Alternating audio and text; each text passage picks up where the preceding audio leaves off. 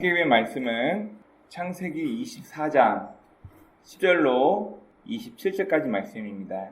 다 찾으신 줄 저부터 한 절씩 교독하겠습니다. 10절입니다. 이에 종이 그 주인의 낙타 중 10匹를 끌고 떠났는데 곧 그의 주인의 모든 좋은 것을 가지고 떠나 메소포타미아로 가서 나홀의 성에 이르러 그 낙타는 성 낙타라 눈을 받들었으니 저녁 때는 여인들이 굴을 두어 따뜻해졌더라. 그가 이르되 우리 주인 아브라함의 하나님 여호와여 원하건대 오늘 나에게 순조롭게 만나게 하사 내 주인 아브라함에게 은혜를 베푸시옵소서. 성중 사람의 딸들이 굴을 들어 나오겠사오니 내가 오늘 곁에 서 있다가 한 소녀에게 이르기를 청하건대 너는 물동이를 기울여 나로 마시게 하라 하니니 그의 대답이 마시라 내가 당신의 낙타에게도 마시게 하리라 하면 그는 주인께서 주의 종 이삭을 위하여 정하신 자라 이로 말미암아 주께서 내 주인에게 은혜 베푸심을 내가 알겠나이다. 말을 마치기도 전에 이는 아가 물고기를 어깨에 메고 나오니 그는 아브라함의 동생 나홀의 아내 빌가의 아들 두루의 소생이라. 그 소녀는 보기에 심히 아리답고 지금까지 남자가 가까이 하지 아니한 처녀더라. 그가 우물로 내려가서 물을 그 물동이에 채워가지고 올라오는지라. 종이 마을 가지고 달려가서 이르되 청하건대 내 물동이에 물을 내게 조금 마시게 하라. 그가 이르되 내 주여 마시소서 하여 급히 그 물동이를 손에 내려 마시게 하고 마시게 하니 가고 이르되 당신의 낙타를 위하여 물을 빌어 그것들도 물들이 마시게 하리이다 하고 급히 물동이의 물을 구유에 붓고 다시 그리려고 우물로 내려가서 모든 낙타를 위하여 깁는지라. 그 사람이 그를 묵묵히 주목하며 여호와께서 과연 평탄한 길을 주시며 물을 알고자 하더니 낙타가 마시기를 다음에 그가 반세겔 무게의 금 코걸이 한 개와 13개겔 무게의 금 손목걸이 한 쌍을 그에게 주며 이르되 내가 누구의 딸이냐 청하건대 내야 말하라. 내 아버지의 집에 우리가 유숙할 곳이 있느냐. 그 여자가 그에게 이르되 나는 밀가가 나홀에게서 낳은 아들 부두엘의 딸이니이다. 또 이르되 우리에게 집과 사료가 줄까며 유숙할 곳도 있나이다. 이에 그 사람이 머리를 숙여 여호와께 경배하고 이르되 나의 주인 아브라함의 하나님 여호와를 찬송하나이다. 나의 주인에게 주의 사랑과 성실을 그치지 아니하셨사오며 여호와께서 길에서 나를 인도하사 내 주인의 동생 집에 이르게 하셨나이다. 아멘. 기도하겠습니다. 하나님 오늘도 우리 귀한 날, 귀한 건강을 허락해 주시고 주 앞에 나와 예배 드리게 하시면 감사합니다. 하나님, 예배의 자리가 날마다 소홀해지고 있습니다. 수많은 사람들이 인터넷으로 쉽게 예배를 드리면서 교회에서 하나님 앞에 나와 또 성도들끼리 모여서 함께 예배하며 서로 교제하고 화목하게 지내는 이런 모습들이 교회들마다 점점 없어지고 있습니다. 사람들은 날마다 편한 걸 찾아가고 하나님을 섬기는 것보다 종교활동하는 것으로 대신 만족을 얻으려고 하는 사람들이 많이 있습니다. 우리 마음 가운데 그런 잘못된 마음도 내려놓게 하시고 오직 하나님 말씀을 듣고 교회에 모여서 하나님의 말씀에 집중하며 내 삶을 돌아보고 서로의 삶 가운데 힘들고 어렵던 것들을 통하여서 위로받고 위로하며 또 경계를 받고 이런 귀한 시간이 될 수 있도록 우리 신앙인들의 삶을 주관하시고 인도하여 주옵소서. 오늘 예배 가운데 부족한 자가 주의 말씀을 들고 단위에 섰습니다. 약속된 하나님의 말씀만 증거는 이틀되게 도와주옵시고 또한 우리 모두의 귀를 복되게 하사 우리가 종교활동만 하고 끝나는 사람들이 아니라 하나님의 말씀을 우리의 마음 깊이 간직하여서 이 하나님 말씀대로 살아갈 수 있는 저희 신앙인의 삶이 될 수 있도록 주님 인도하여 주옵소서. 오늘 우리 가운데 함께 하시고 역사하실 것 믿사하며 우리 구주 예수 그리스도의 이름으로 감사하며 기도 드리옵나이다. 아멘. 아무리 가까운 사이여도 관계가 좋지 않으면 남만도 못하다 그런 얘기를 합니다. 그리고 비록 가족은 아니지만 정말 서로를 위하고 아끼는 그런 마음이 있다면 피 한 방울 섞이지 않은데 가족보다 훨씬 낫다라는 그런 말을 우리가 종종 쓰기도 합니다. 사람이 누군가에게 신뢰를 받게 되면요, 간 쓸개 다 빼준다 이런 말도 있어요. 또 반대로 누군가에게 신뢰를 받지 못하게 되면요, 내 가족이 되었건 내 친한 친구가 되었건 신뢰를 받지 못하면 누군가에게부터 우리는 외면당하게 됩니다. 왜 그러냐면 어느 한순간 한 모습만 보고 사람이 평가하는 게 아니라 그 사람의 과거, 이 사람이 어떻게 행동했었지? 이 사람이 이런 환경 때는 이렇게 말을 하고 이렇게 표현했네? 저 사람은 저런 환경 때는 이렇게 행동을 해왔네?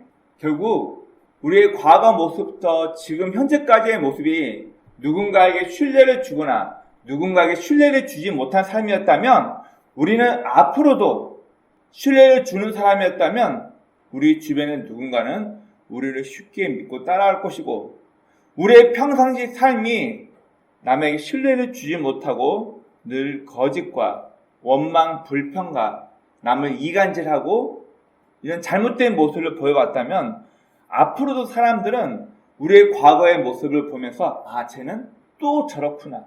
우리는 쉽게 누군가에게 판단을 받게 될 것입니다. 오늘 본문에서는 사람에게 뿐만 아니라 하나님에게도 인정받는 사람 3명의 이야기가 오늘 본문에 실려 있습니다. 오늘 우리가 읽었던 이 본문 말씀에는 이제 이스라엘의 문화적인 것들 그리고 우리가 좀 간과했던 부분들을 살펴보자면은 원래는 아브라함의 아들 이삭이 자기 자신을 위하여서 자기 와이프를 구하러 가야 돼요. 근데 이제 많은 학자들은 이 창세기 22장에서 아브라함이 하나님의 명령대로 가장 사랑하는 자기 아들 이삭을 번제로 바칠 수 있는지 없는지를 테스트하기 위해서 너를 아버지에 의해서 모리아 산에서 희생물로 널 바쳐질 것이다. 이삭에게 미리 알려준 것이 아니고 이삭은 아버지와 함께 하나님께 우리가 예배드리러 가는 줄 알고 아버지 따라갔는데 갑자기 벼랑과 아버지 아브라함이 이삭을 잡으려고 합니다. 자, 그 모습 때문에 하나님께서 그만두어라. 그 아이 이삭에게 절대 손 하나 대지 마라. 네가 이제서야 네 행동으로 그렇게 하는 걸 보니까 네가 하나밖에 없는 네 아들 이삭도 아끼지 않고 나를 더 경외하는 줄 네 모습을 보고 이제 알았다라고 하면서 아브라함에게 하나님께서 다시 한번 복을 주시겠다고 약속을 하십니다. 우리는 하나님, 아브라함이 자기 아들을 죽이라는 명령까지 들으면서 하나님의 명령을 지키려고 했으니까 그가 테스트에서 합격했으니까 그가 복 받았네. 우리는 이렇게만 생각합니다.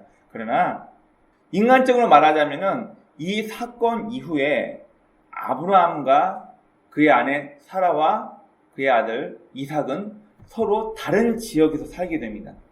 우리가 생각하는 복이 아니에요.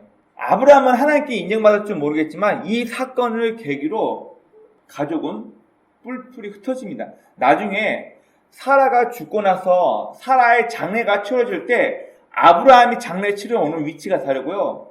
그리고 이삭이 저 밑에 부에셰바라는 곳에서 어머니 사라의 장례식을 위해서 따로 올라옵니다. 한 가족이 아니었다는 게 증명이 돼요. 이게 우리가 생각하는 복인가요?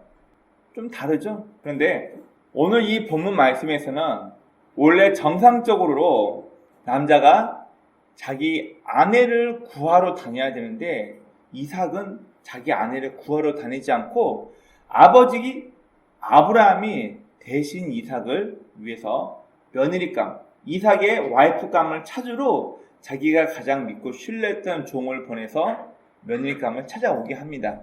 여기서도 학자들 이야기가 좀 분분한데 이 창세기 22장에서 아브라함이 그 아들 이삭을 바치려고 했던 사건 때문에 이삭에게 굉장히 큰 상처가 되지 않았을까 이렇게 얘기를 합니다. 왜냐면 아버지가 칼을 들고 자기를 줄로 묶고 자기를 죽이려고 칼을 이렇게 들었거든요. 그 모습을 보고 평생 이 이삭에게는 트라우마가 생기지 않았나. 그리고 이삭이 광야 끝에 가가지고 멀리 멍하니 광야 끝을 보고 있는 모습이 나옵니다. 이런 모습을 봤을 때 많은 정신학자들이 이런 얘기를 합니다.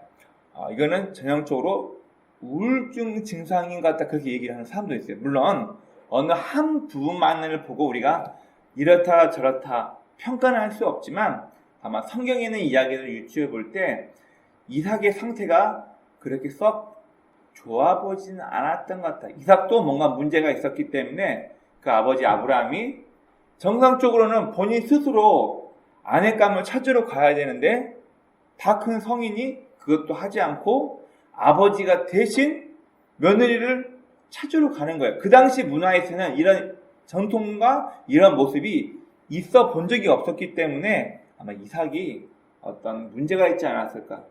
결혼을 해야 할 나이가 됐음에도 불구하고 신부감을 찾으러 떠나지도 않는 이삭의 모습을 보고 아브라함이 먼저 움직인 게 아니냐, 이렇게들 학자들은 이야기를 합니다.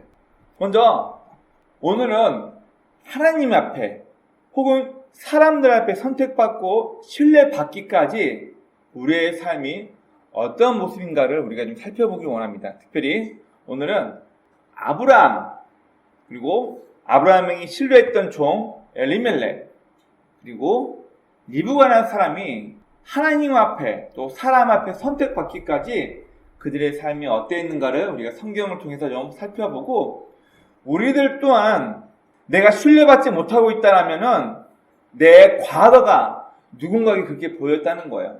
내가 누군가에게 신뢰받고 누군가 나를 인정하고 있다면 내 과거가 누군가에게 그렇게 보여졌다는 거예요. 원망할 필요도 없고 주변 사람들 미워할 필요도 없어요. 내가 신뢰를 못 줬다는 거예요. 누군가가 나를 좋아하고 신뢰해준다면은 나의 과거의 말과 행동들이 내 주변 사람들에게 신뢰를 줬다는 거예요. 먼저 아브라함은 우리가 알다시피 하나님께서 갈대아 우르 땅에서 하나님의 경건한 백성을 만들기 위해서 수많은 사람들 가운데 아브라함의 어떤 한 모습이 하나님 마음에 들어가지고 수많은 사람 가운데 아브라함을 선택합니다. 그래서 창세기 12장에 너의 아버지, 친척, 형제, 본토 집을 떠나서 내가 앞으로 너에게 지시할 땅으로 가라. 그리고 그러면 조건부 내가 너에게 알이 있게 해서 큰 민족의 조상이 되게 만들 것이라고 얘기를 하십니다. 근데 이 이야기를 아브라함이 의심하지 않고 하나님의 말씀을 듣고 따라가요. 물론 중간중간에 아브라함의 실수도 많았습니다. 두 아내가 있었는데 우리는 흔히 이걸 사라가 첫 번째 부인이고 그 다음에 이집트 하갈이 첩이지 않냐고 얘기하는데, 여러분 첩이 아니고 원래 본 부인입니다. 자, 이 부인들 사이에서 처신을 잘못해가지고 이 두 부인들이 싸우게 하는 모습도 어떻게 보면 아브라함 때문에 생긴 거고, 나중에 자기 아내 사라를 누이 동생이라 하고 자기는 뒷공무니 빼고 도망갔다, 그런 인간적인 실수나 결함도 분명히 있었습니다. 그러나 하나님께서는 소돔과 고모라 땅을 멸하러 가시기 때문에 이 아브라함을 먼저 만나시고 아브라함에게 뭐라 말씀하시냐면 하나님의 벗이라고 칭합니다. 하나님의 벗이 된 아브라함에게 우리가 뭘 숨기겠느냐? 우리가 지금 소돔과 고모라 땅을 멸하러 가고 있는 천사들이라고 소개를 해요. 그때 천사들 입에서 아브라함을 하나님의 벗, 하나님의 친구라까지 표현을 합니다. 도대체 어떤 모습이 하나님의 마음을 기쁘시하고 흐뭇하게 했는지는 모르겠지만 성경에서는 아브라함을 하나님의 벗이라고까지 이렇게 칭합니다. 다음 두 번째, 오늘 본문에서 아브라함의 며느리를 찾으러 가기 위해서 멀리 하란으로 떠난 그의 믿음직스러운 종이 하나 있습니다. 여러분 큰 매점이나 상가 혹은 호텔 같은 데 보면은 지배인이 있습니다.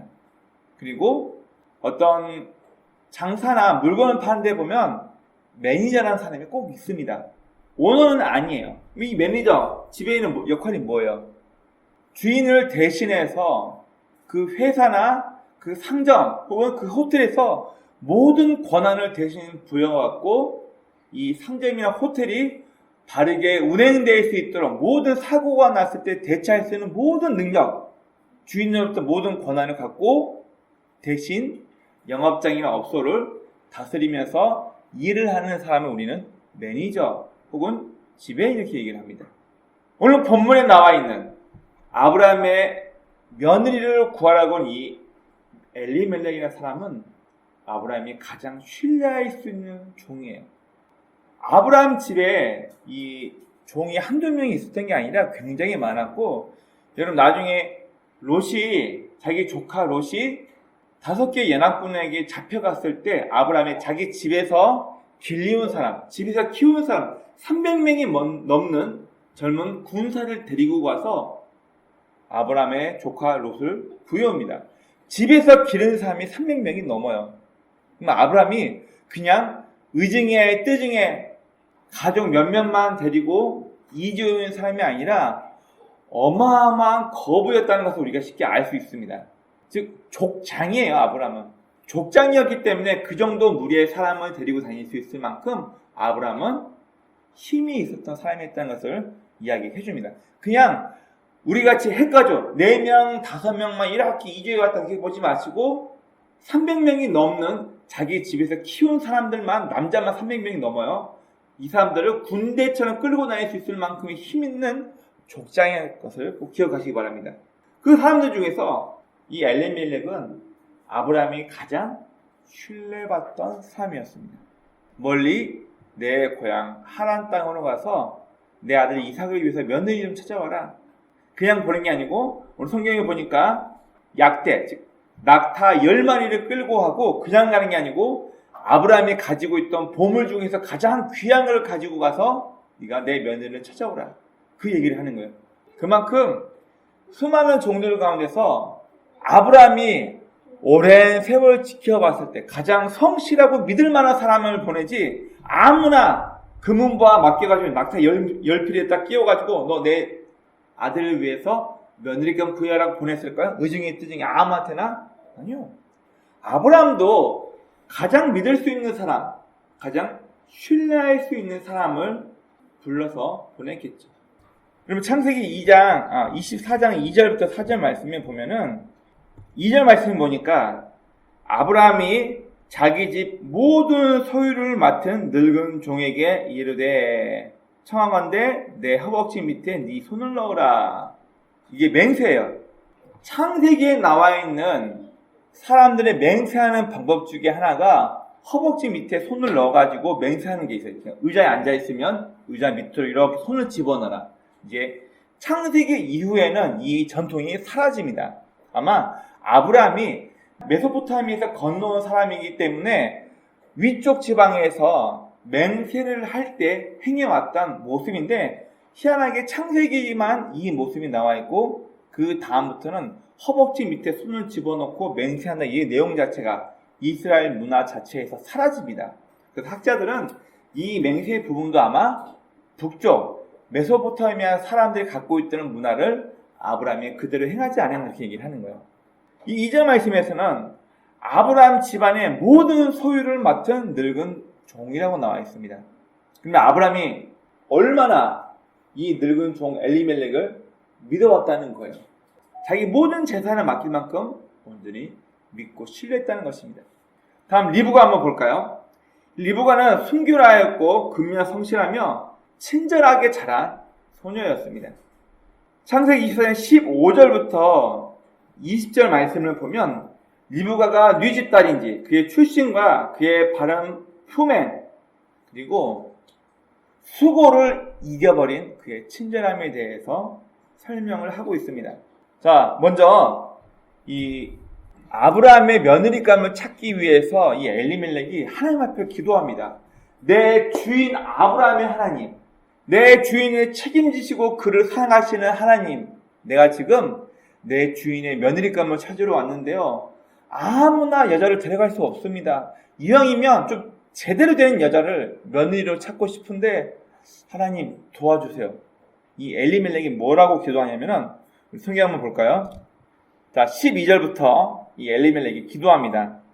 아브라함의 하나님 여호와여 원하건대 오늘 나에게 순조롭게 만나게 하사 내 주인 아브라함에게 은혜를 베푸소서 하고 기도를 합니다. 그리고 조건부 기도를 해요.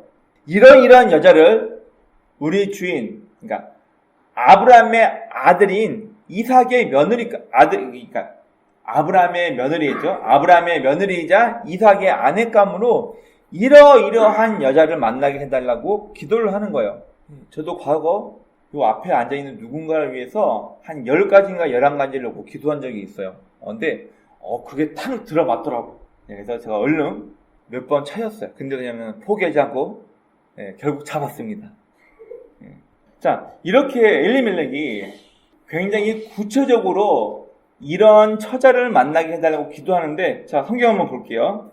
자, 13절 보니까 성중의 딸들이 물 길르러 나올 거야. 그 중에서 할 건데, 13절에서 여인들이 물을 길르러 오는데 누가 처녀고 누가 결혼한 아줌마인지 어떻게 알아요?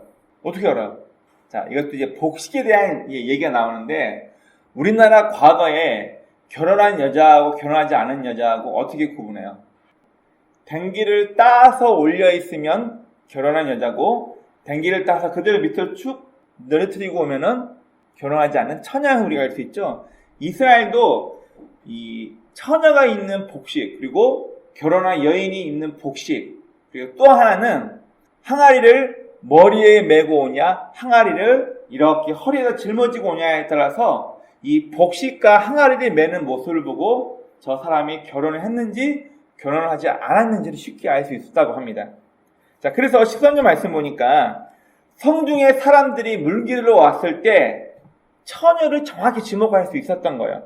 자, 14절 보니까 이 엘리멜렉이 구체적으로 어떻게 기도를 하냐면, 자, 자기는 지금 멀리 남쪽에서 온 이방인이에요. 자기에게 친절을 베풀어서 물을 먹여줄 수 있는, 길 가다가 만난 나그네를 대접할 수 있는 너그러움이 있는 여자를 만났으면 좋겠다라고 기도를 합니다. 자, 뭐라고 하냐면, 너는 물동이를 기울여 나로 마시게 하라. 그의 대답이 마시라. 내가 당신의 낙타에게도 마시게 하라 하리까 하면, 주께서 주의 종 이삭을 위하여 정하신 자라. 내가 이로 말미암아 하나님께서 우리 주인에게 은혜 베푸심을 알게 될 것 같습니다라고 자기 입장에서 기도를 해버려요. 우리가 기도할 때 좀 다른 부분이긴 한데, 내가 이번에 이렇게 되게 해주세요. 우리 아들이 이번에 뭐 되게 해주세요. 우리 남편이 뭐 하게 해주세요. 이번에 서울에 부동산이 계속 떨어진다고 하는데 내가 산 아파트는 무조건 올라가게 해주세요.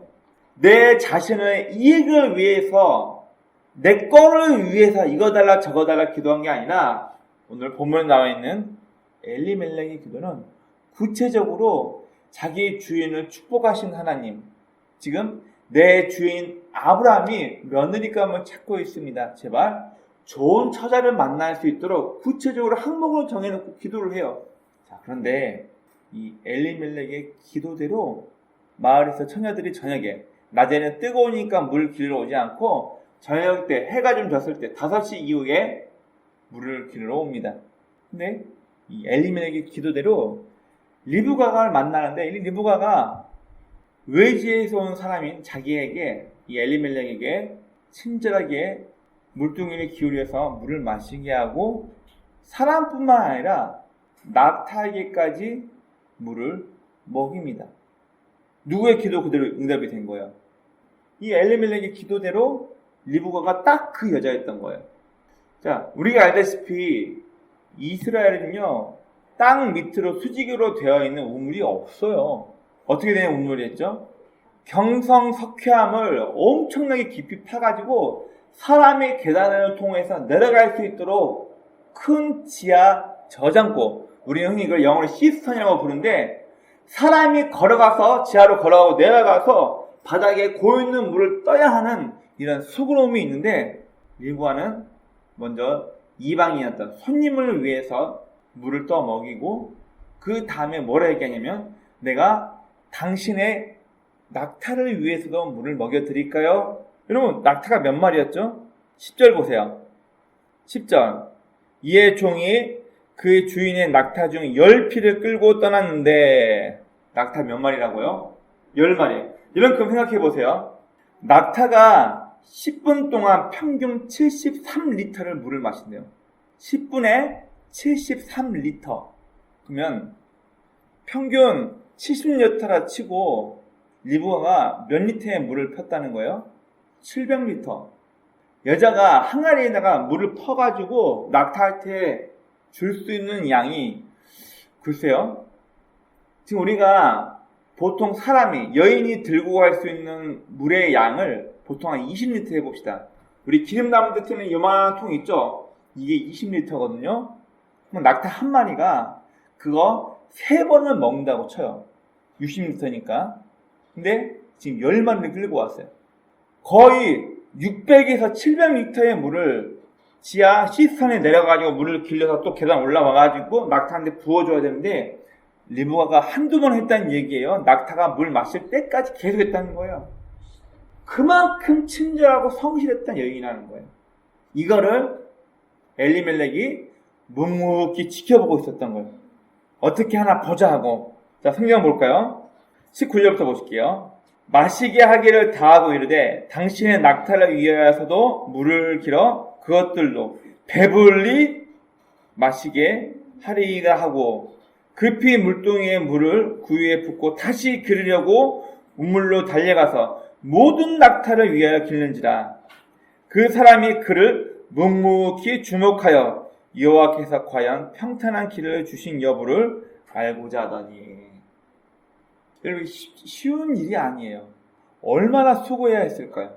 사람한테 물 한번 마시세요. 물동이 이렇게 해가지고 물 마시게 하러 끝난 게 아니라 사람에게도 물을 그렇게 주는 친절함이 있었지만 동물에게까지 먼 길을 이동한 낙타에게까지, 그것도 낙타가 충분히 10마리의 낙타가 다 물을 마실 때까지 시선으로 내려갔다가 다시 올라가서 물 푸고 또 내려갔다가 올라갔다. 한두 번이 아니라 아마 몇십 번을 해서 이 낙타가 충분히 물을 먹게끔 수고를 했을 것입니다. 바로 리브가는 남자를 가까이 한 적도 없었고 바른 품행과 불편함, 수고로움을 친절함이 이겨버린 여자예요. 그렇기 때문에 수많은 나홀성의 처녀들이 있었지만 이 엘리멜렉은 그가 하나님 앞에 한 기도도 있었지만 리브가의 행동이 그가 어떠한 사람으로 자라왔는지를 이 한 대목에 다 보여줍니다. 리브가가 얼만큼 그의 품행이 바르게, 얼만큼 성실하게, 얼만큼 다른 손님들에게 친절을 베푸는 사람이니까 오늘 이 본문 하나에 모두 다 나와 있는 것입니다. 오늘 우리가 읽은 이 본문에서는 하나님의 약속의 말씀을 따라갔고 안전한 고향을 떠나서 하나님 말씀을 온전히 믿고 움직였던 아브라함의 믿음에 대해서 얘기하고 있고, 결국 하나님 앞에 인정받아서 그는 하나님의 벗이란 칭호까지 받게 됩니다. 그리고 아브라함이 어리석어서 자기 부인 사라를 누이 동생이라고 얘기를 하고, 그 당시에는 큰오빠가 자기 여동생을 시집 보낼 때 아버지나 큰오빠가 상대편 남자에게 결혼을 상대로 돈을 받아요. 이걸로 가지고 이제 결혼 축제를 열기도 하고 나중에 이 재산을 가지고 있다가 과부가 됐을 때 동생이 삶을 살 수 있도록 도와주는 역할을 하기 위해서 쉽게 말하면 결혼할 때 상대편 남자로부터 결혼에 대한 돈을 받아요. 아브라함이 이집트에 가서도 자기 아내 사라를 좀 나쁘게 말하면 돈 주고 파는 거죠. 너 얘는 내 여동생이니까 돈을 받고 여동생을 결혼하게끔 이집트 파라오에게 줘버리는 거예요. 그리고 블레셋 땅을 지나갈 때도 블레셋 사람들에게 자기가 살해당하고 부인을 뺏길까봐 이 사람은 내 아내가 아니고 내 누이 여동생입니다.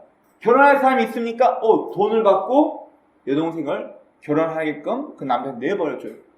이때도 하나님께서 나타나가지고 꿈에 너 이 여자 건들면 너 죽는다.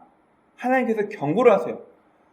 나는 나쁜 마음으로 그런 적 없는데요. 제가 아브라함이 자기 여동생이라 해서 나는 순리대로 풍습대로 돈을 그에게 주고 그 여자를 아내로 데려왔을 뿐 나한테 왜 그래요?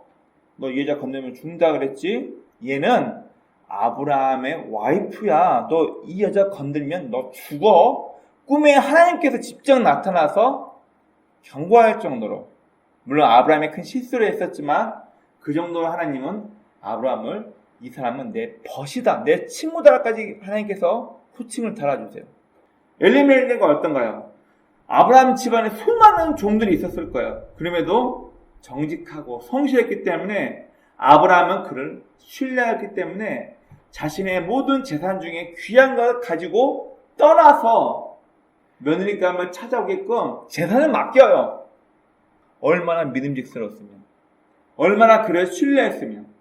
리브가 또한 결혼 전까지 자신의 순결함을 소중히 가꾸고 남을 배려하는 마음, 좀 속된 말로 표현하자면 오절비 넘쳤던 처자 같아요. 그러니까 낙타 10마리가 배불리 먹이고, 사람에게만 먹인 게 아니고 낙타한테까지, 여행객을 태우고 온 동물한테까지 자기의 모든 수고를 다하면서까지 물을 먹일 정도로 이 리브가는 친절함이 몸에 배인 여자였어요. 그러면 결국 오늘 우리가 읽었던 이 본문에 나와 있는 이 세 명의 주인공에게는 이미 이전부터 쌓여왔던 그의 말과 습관이 있었다는 것을 우리는 쉽게 알 수 있습니다. 지금 이 모습이요, 지금 저의 모습, 이 모습, 이 모습, 이 모습, 지금 저와 여러분들 지금 이 현재의 모습은 과거에 내가 무엇을 선택해왔고 과거에 내가 어떻게 살아왔는지가 지금의 제가 만들어져 있는 거예요. 지금 여러분도 마찬가지입니다. 이 자리에 앉아있는 여러분들도 과거에 어떤 삶을 살아왔고 무엇을 선택하며 살아왔는지에 따라서 지금 여러분들 모습이 지금 이 앞에 이렇게 있는 것입니다. 우리 각 개개인의 과거의 선택, 예전에 했던 어떤 결정들은 오늘의 저와 여러분들의 현실을 만들어 왔습니다. 어제 성실한 사람은 풍족함을 얻게 될 거고, 어제 불성실한 사람은 궁핍과 불안이라는 것을 맞게 될 것입니다. 우리 아이들 이소부 아이도 개미와 배짱 이야기 잘 아시죠? 개미는 배짱이와 달리 여름 내내 수고하고 일하여서 추운 겨울이 왔을 때 풍족하게 웃고 즐기며 따스하게 살 수 있는 양식을 많이 모아서 행복하게 살아왔지만 배짱이는 어때요? 여름 내내 니나노 놀고 쉬고 또 놀고 노래 부르면서 양식이 없는 추운 겨울이 됐을 때 개미에게 구걸하며 자신의 삶이 얼마나 비참했는지를 보게 됩니다. 뭘 얘기해 주나요? 어제 성실한 사람은 오늘을 누리며 행복하게 불안하지 않게 살 수 있는데, 어제 불성실한 사람은 오늘 불안하고 궁핍한 삶을 살게 됩니다. 어제 사람들에게 신뢰를 얻어왔던 사람은 내가 위기에 어려움 닥쳤을 때 나에게 도움의 손길이 있겠지만, 어제 누군가에게 친절하지 못하고 어제 누군가에게 신뢰를 받지 못한 사람은 오늘 내가 힘들고 어려울 때 주변 사람들에게 외면을 받습니다. 누구 탓이에요? 여러분, 죄송한데 나라 탓하지 말고요, 대통령이 이렇고 저렇고 정치인지 이런 핑계 대지 마세요. 여러분들이 과거에 어떻게 살았나, 그 삶의 태도가 지금 여러분들이에요. 지금의 저의 모습이에요. 하나님 앞에서, 사람들 앞에서 인정받고 신뢰를 얻은 사람이었다면 우리는 오늘 어떤 위기가 있고 힘들고 불안함이 닥쳤을 때 나를 신뢰했던 사람으로부터 도움을 받기도 하고 또 누군가를 통해서 나라는 사람이 위안을 받기도 할 것입니다. 그러나 반대로 내 삶이 불성실하고 누군가에게 신뢰를 얻지 못한 말과 행동하였더라면 우리 주변의 사람들은 점점 멀어지겠죠. 늑대가 나타났어요. 어디? 거짓말인데. 이놈!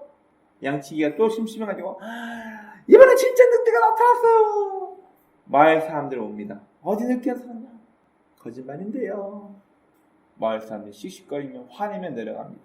소년이 심심해서 또 양치기가 놀고 있다가 이번엔 진짜 늑대가 나타나서 양 한 마리를 죽이는 모습을 보고 깜짝 놀라서 늑대가 나타났어요. 정말 늑대가 나타났어요.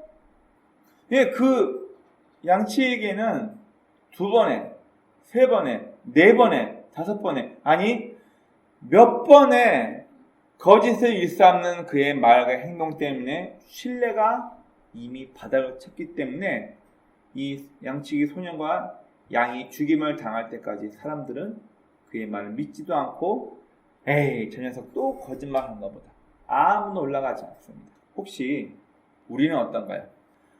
저와 여러분들의 삶이 신앙인답게 예수를 믿는 사람답게 누군가의 존중을 받고 누군가를 신뢰하고 누군가에게 친절을 베푸며 하나님 믿는 사람답게 우리의 삶을 살아왔다라면 오늘날 우리의 말과 행동은 우리 주변 사람들에게 큰 영향력을 끼칠 수 있을 것입니다.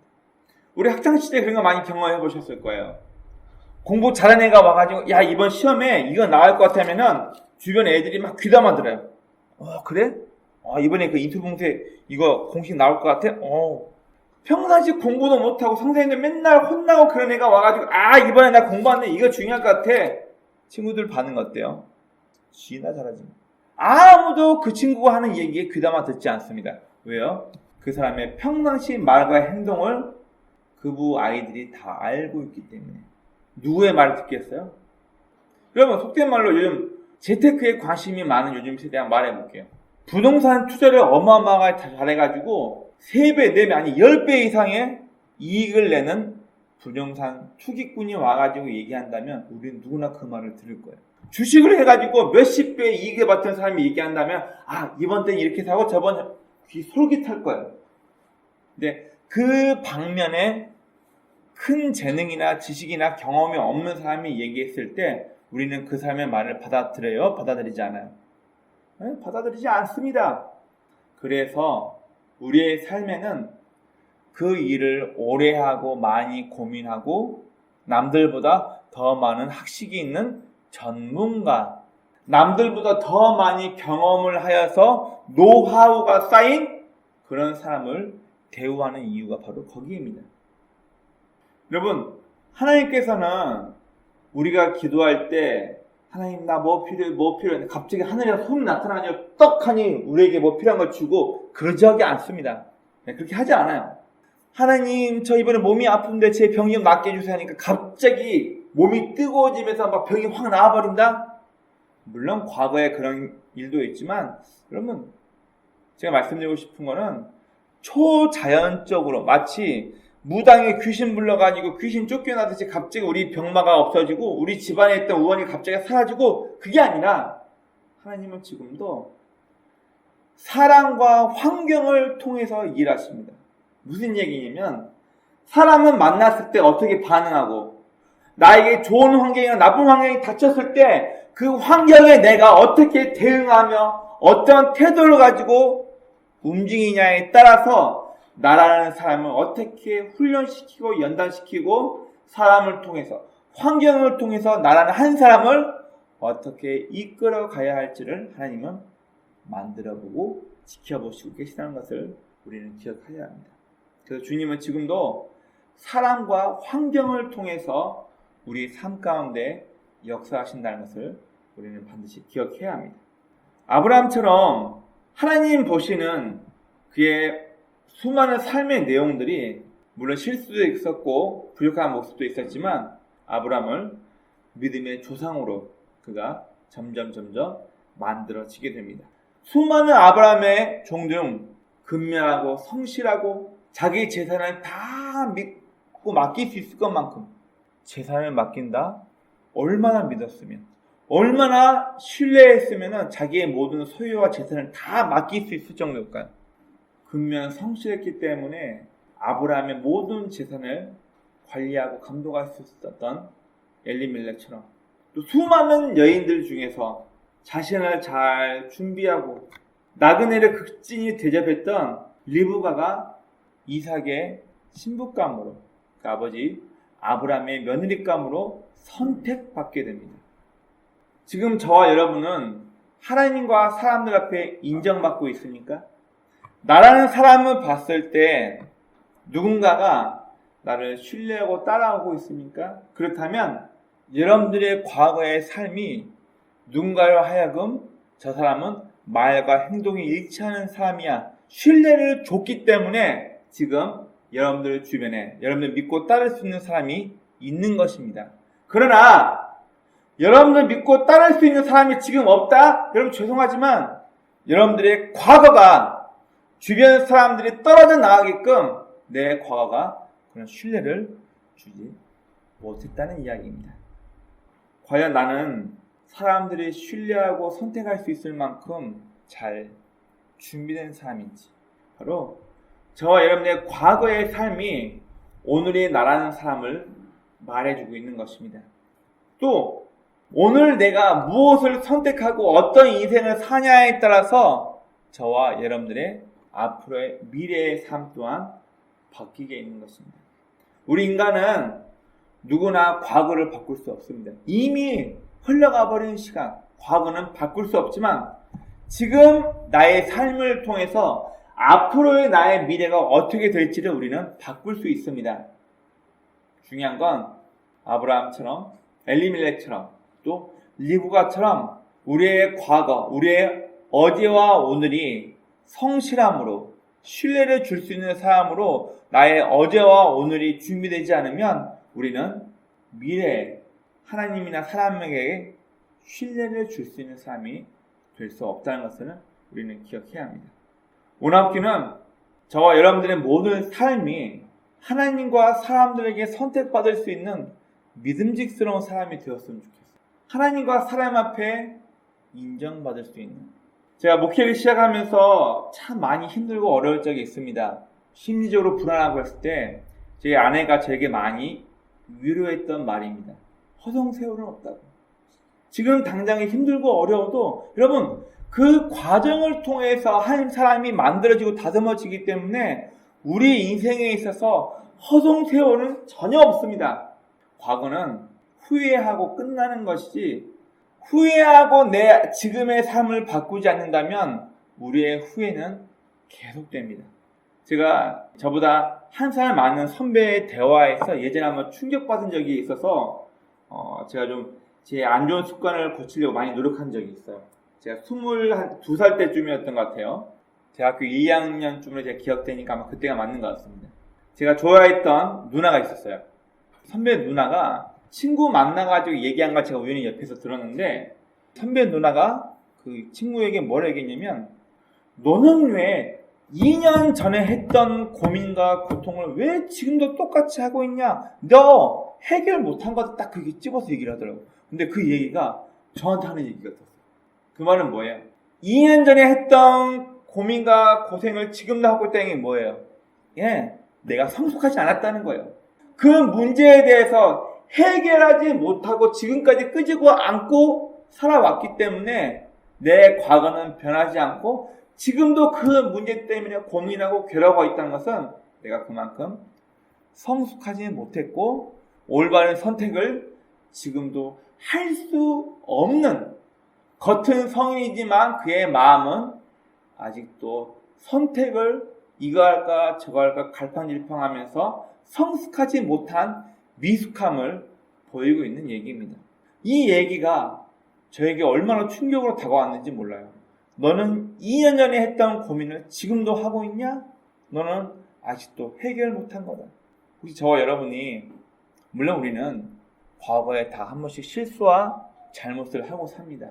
그러나 이 실수와 잘못이 반복된다면은 우리는 과거에 있었던 잘못된 일로부터, 과거에 있었던 나의 잘못된 선택으로부터 아직도 자유롭지 못하다는 것을 얘기하고, 이 모습을 보고 있는 내 주변 사람들은 저를 신뢰할 수 있을까요? 제가 예전에 봤던 시집 중에 이혜인이 수녀라는 분이 시를 쓴 게 있어요. 그 시 한 내용 중에 그런 내용이 있었습니다. 자연의 봄은 추운 겨울이 지나고 나면 저절로 봄이 찾아오지만 우리네 인생의 봄은 그렇지 않다. 만약 한용원 선생님도 비슷한 얘기를 했어요. 칠흑 같은 어둠이 깊을수록 새벽이 더 가까이 온 거라고. 여러분, 이 두 분이 했던 이야기는 사람이 노력하고 힘쓰지 않아도 저절로 봄, 여름, 가을, 겨울, 봄, 여름, 가을, 겨울, 추운 겨울이 지났으면 금세 봄이 옵니다. 여러분, 얼마 전까지만 해도 34도, 35도 그렇게 더웠어요. 물론 이제 비가 와가지고 수해도 있고 많이 힘들었지만 지금 온도가 26도, 27도 그래요. 여러분들이 무더운 여름 가라고 수고하셨나요? 여러분들이 무더운 여름 가고 가을 오라고 고생하셨나요? 아니요. 그런 거 하지 않아도 이제 내일이 말복입니다. 말복 지나면 기온이 뚝 떨어져서 벌써 입추, 서화 금방 서늘해집니다. 언제 이렇게 더웠었냐? 이거 누가 고생하고 수고해서 계절이 바뀌나요? 내가 밤새 고민하고 괴로워한다고 해서 아침이 오는가요? 아니요. 그러지 않아도 아침이 와요. 무슨 얘기냐면 여러분 자연과 달리 내 인생의 봄날을 위해서 가만히 기다린다고 해서 저절로 시간 지나가지 않아요. 나라는 사람이 하나님과 사람 앞에 선택받고 신뢰받는 사람이 되기 위해서 과거의 잘못을 기점으로 해서 나를 새롭게 하려고, 나를 성장시키려고, 잘못된 언행이 있었다면 그걸 버리고 올바른 것을 선택하며 사람들에게 인정받고 사람들에게 신뢰를 받을 수 있는 사람이 되게끔 나 자신을 그렇게 만들어 가지 않으면 우리는 똑같은 사람이 되는 거예요. 연구가 있었습니다. 어떤 연구가 있었냐면 연애할 때 여자들이 남자친구가 하는 얘기 중에서 최악으로 싫어하는 얘기가 있습니다. 무슨 얘기일까요? 남녀가 서로 사귀고 있을 때 여자가 남자의 이 말만 들으면 기겁하고 싫어한다고 일이 조사가 나온 단어가 있어요. 헤어져도 아니고 욕하는 것도 아니었어요. 무슨 말이었을까요? 그것도 아니에요. 너랑 성격 차이가 나 이런 것도 아니에요. 심지어 여자의 가족들 욕하는 말도 있었어요. 근데 그게 1위가 아니었어요. 여자가 가장 싫어하는 남친의 이야기는 나 원래 이래! 이 말을 최고로 싫어한답니다. 왜요? 결혼은 하지 않고 좋은 호감을 가지고 연애하고 있는데 남자가 매번 승질내고 화내면서 자기 자신을 바꾸려는 노력을 하는 거 아이씨 나 원래 이래! 이 말을 여자들이 가장 싫어한다고 1위로 뽑혔어요. 무슨 얘기일까요? 나를 바꿀 의지가 없다는 거예요. 물론 화가 날 수도 있고 어려울 수도 있지만 거기에 대해서 극복하려는 의지가 없이 나 원래 이래! 여러분 어때요? 내 주변 사람이 아씨 나 원래 이래 이런 말 하고 다닌다면 그 사람 신뢰하겠어요? 우리가 마치 하나님 앞에 아양 떨듯이 투정 부리듯이 하나님 나 원래 이런데 왜 나한테 자꾸 이러세요? 나는 원래 네모 바퀴인데 왜 나를 다듬어서 동그라미 바퀴로 쓰시려고 하는데요? 하나님은 그 사람 네모가 동그라미 될 때까지 그 사람의 인생을 굴리고 깎아서 결국은 동그라미 만드십니다.